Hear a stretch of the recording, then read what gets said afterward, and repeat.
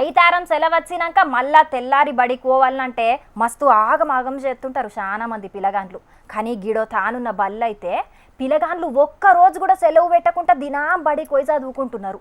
మళ్ళా గది కూడా పొద్దుగల 7 గంటల నుంచి రాత్రి 9 గంటల దాకా బల్లనే ఉంటున్నారు.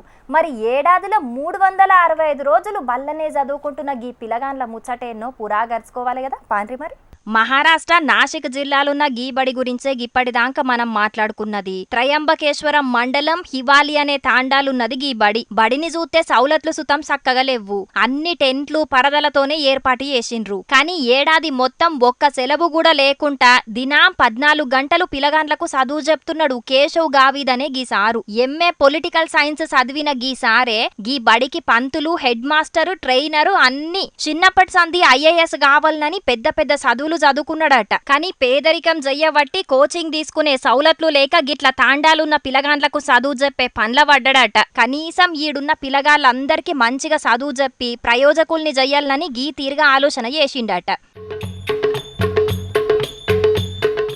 సౌలత్లే సక్కగా లేని గీ బల్లే పిలగాండ్లకు ఇక చదివే మత్తదని అనుకునేరు. ఒకే పరి 2 చేతులతోని రాసేటట్టు మల్టీ టాలెంటెడ్ పిలగాండ్లను తయారు చేసిండు. బల్లె ఒక్క చదివే కాదుల్లో పశువుల్ని వెంచుడు, వ్యవసాయం చెయ్యుడు, ప్లంబింగ్, ఎలక్ట్రీషియన్ గిట్ల అన్ని పనులను కూడా నేర్పిస్తున్నాడట. ఇక ఆడున్న ఖాళీ జాగల కూరగాయలను వండించి మార్కెట్ల కూడా అమ్ముతున్నారట గీ పిలగాండ్లు. అంటే రేపొద్దుగల ఏదన్నా కొలువు రాకపోయినా సుతం ఏదన్నా ఒక పని చేసుకునే బతకచ్చనే ముందుగానే ఇవన్నీ నేర్పుతున్నాడు అన్నట్టు. జీవితంలో అనుకున్నది సాధించలేదని బాధపడకుండా పిలగాండ్లకు విద్యాబుద్ధులు నేర్పించుకుంటా ఆళ్లను గీ తీరుగా ప్రయోజకుల్ని చేస్తున్నాడంటే గీన శానా గ్రేట్ కదా. గిసుంటి పంతుళ్ళు ఊరి కొగలున్నా చాలు ఎంతో మందిని IAS ఆఫీసర్లను తయారు చేయొచ్చని అనబట్టిండ్రు గీ ముచ్చట చూసినోళ్ళు. సారు మీరు నిజంగా శానా గ్రేట్ సారు.